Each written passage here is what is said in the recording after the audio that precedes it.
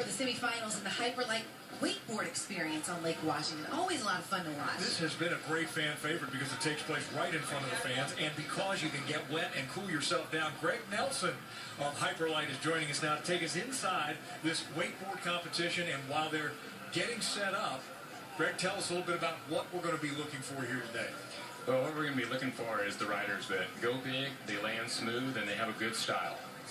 Okay, and I have to mention, your wife might be in the semifinals here. She might, and that this is kind of groundbreaking. There are a lot of women in the sport. Well, there are a lot of women, but up here, we didn't have any on the rider sheet, and one guy bounced out, and so we put Evelyn in, and she has a lot of experience riding on the cable, so I think she's going to be in the semifinals. All right, so you said something about get big and do something. Style, it's okay. Use an ambulance. So tell us when you see these guys, what they're doing exactly. What do you mean? Well, this is Kyler Green right now. He's one of our local riders, and he's from Oregon, and he's about to run into the kicker here. Right there, he's going big. That's an Indy Hoochie Glide to Fakie. I love those. I love the names right now. Say that again for us. Indy Hoochie Glide to Fakie. Indy Hoochie Glide to Fakie. There you go. So at the end of the cable run there, he just turns around and he's getting ready to hit the kicker going the other way. And how many chances do they get? They're doing 2 passes up and back, and they'll get 2 attempts at that. So they'll have 2 chances to impress the judges.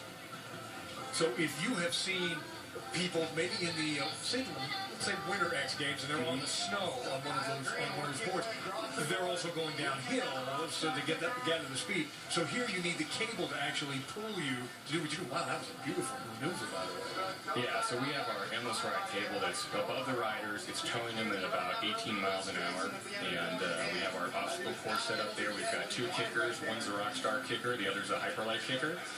There's our judging panel right there.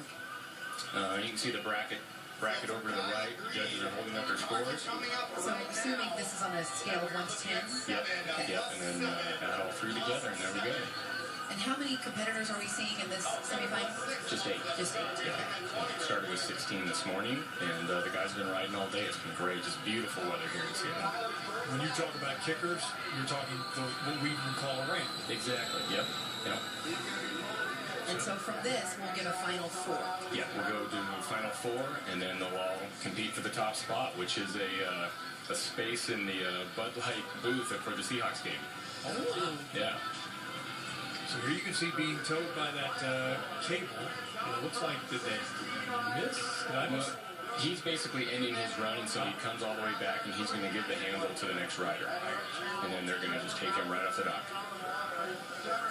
So here we go. This should be a pretty good view. Yeah, this is cool to see it live. And again, it's right in front of the fans, right? I mean, you can't get much closer. Yeah, there's a shot of them right there on the... Yeah, actually, at that far turnaround, they can almost high-five the fans that are sitting there on the walkway.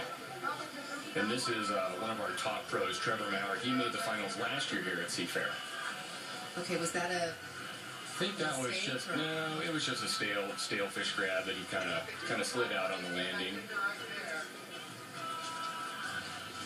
And when you talk about style, because you said that's one of the areas in which they're judged, Yeah. Is it about having an attitude? Is it about, like, what's style? Yeah, style's kind of like everybody's personal, preference, how they look, all that kind of stuff. Trevor does have a great style, though. He just makes it look so smooth and so clean. Are these year-round athletes, by the way, Greg? Yeah, they are. Professional wakeboarders are following the sun. If it's not summertime here, they're down in Australia or down in the southern hemisphere. So a pretty cool lifestyle they got. I was going to say. Yeah. And since last year, guys, Trevor has been featured on the cover of Trans World Wakeboarding magazine, and he's also signed on to do 3 wakeboard films this year. So he's a busy guy. He just did is he setting up for the second one now? Is that what we're seeing? Yeah, I think he's going to come in and hit this, what we call a up to flat slider. And so he's hopping on the rail, doing his tricks, and then landing off. And now he's coming in, ending his run, and passing the handle. So in your estimation, give me an idea. How did he do? Well, I don't know what I like what Trevor's doing, but I think the judges are looking for some guys to go pretty big, and I don't think Trevor did his airs as well as he could have. So we'll see what they do. Well, but that's because he's Trevor. Exactly. I was thinking the same thing, right? When someone has the reputation, it's... Yeah. And he does. Give Yeah. him leniency. So this is pretty fun, you guys. This is my wife right here. Oh, Wakeboarding that's so weird for you, right? Her name is Evelyn. Yeah. Evelyn. And we met wakeboarding. Wakeboarding's a huge part of our family. Our son does it. It's great. So it's really fun to see her riding here. That was a huge melancholy grab, and she's right over to the up flat and doing a 180 off of it. So now she's going to turn around here and come back. We'll see if she hits the kicker going the other way. Are you stressed right now?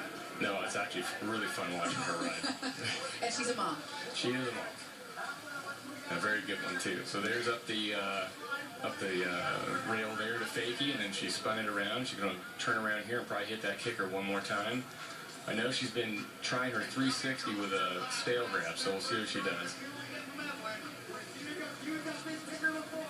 This must be fun for you to watch your wife. You must be proud of her. Oh, wow. Whoa. How did that go? Give us. That was the second one that she's landed. She has got to be so stoked. Look at that Look smile at her right face, now. yeah. She is so happy.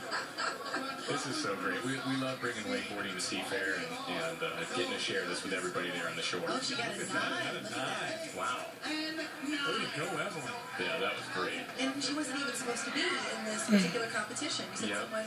We had one of the local riders that we invited just didn't show up, and so Evelyn's got a lot of experience. We put her in the lineup, and here she is. All right, well, we just might see her in the finals. We just might. Yeah. Is this a big area? Is this a hotbed for wakeboard competition? Yeah. Well. They chase sun. Yeah, that's true. Well, so they're in the summertime. No. Go ahead. I'm sorry, Steve. Finish your question. No, but for the popularity of the sport, maybe not competitive. It is actually. Wakeboarding's roots are right here in the Northwest. All of our companies are based up here. Hyperlite's based up here. It was born on the shores of Lake Sammamish, actually. Maybe that's why they chase them, right? Yeah. That's a very good point. I'd go to Australia too if I could. Right. And that's, Wow, what was that? That was called a chrome. Let's see, what was it? A scarecrow, I think, and he had a indie grab on it, and that was to fakie. This is actually Mike Sweeney. He is one of our pros from Northern California. Lives in Santa Cruz during the winter so he can surf. And then in the summertime, he runs a wakeboard camp on Lake McClure down there in Northern California. Oh, wakeboarding camp. Yep. For what ages can go? That's all ages. He has adults with their kids. It's really for everybody. I think most of it's teenagers coming down for a week of wakeboarding during the summer. Steve, you know where I'll be next summer. Just take some bandages, skin your shins up, and you do that. So that was pretty cool. Mike ollied onto the downside of the rail there, and then on that one with a little tail slide at the end. It looks like he's ending his run there and passing the handle.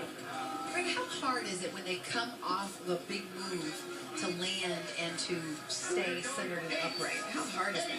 Well, it's definitely something you learn over time. I mean,